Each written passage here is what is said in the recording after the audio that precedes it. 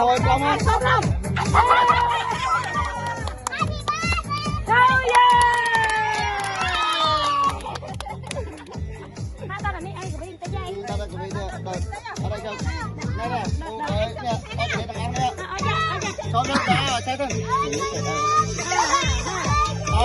Lúc ở dưới này không nói. Rồi con rồi. Rồi ở người.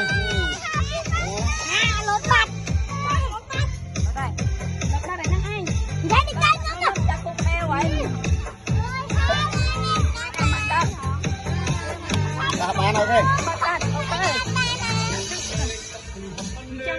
Mất hoa chứ. Đây mày xem. Cắt mũi sẽ là mặt cắt ao giỏi tao con giỏi giờ mà lên nó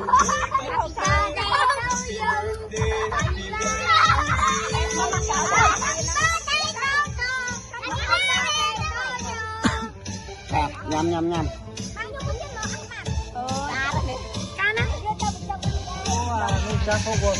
mà cái giỏi ơi dây chân ngọn con giỏi ta họ đấy con giỏi dây gì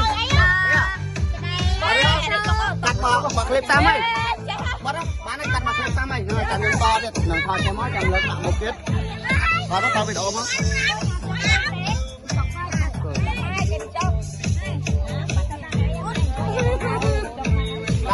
Rồi mong nha mà.